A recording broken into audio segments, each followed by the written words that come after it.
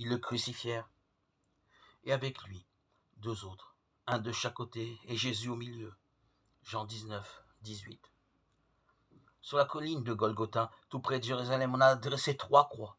Un homme est cloué sur chacune. De chaque côté, il y a un malfaiteur, mais Jésus sur la croix du milieu est différent, il est innocent.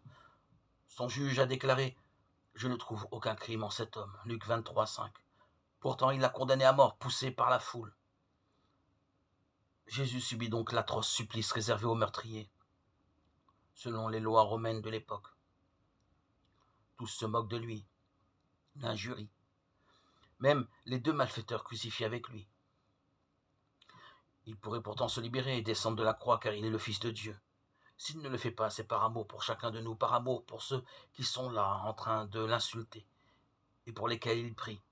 Père, pardonne-leur car ils ne savent pas ce qu'ils font. Luc 23, 34.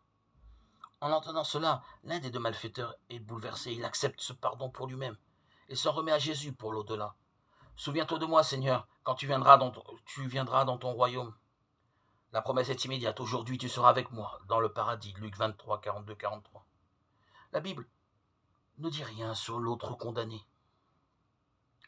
On retrouve ici toute l'histoire de l'humanité dans cette scène. Tous les hommes sont coupables devant Dieu et méritent son jugement. Tous sauf un. Jésus-Christ, Dieu, devenu homme pour endurer à leur place ce jugement et permettre ainsi à Dieu de faire grâce.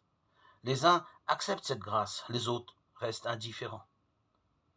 Et nous, de quel côté sommes-nous ?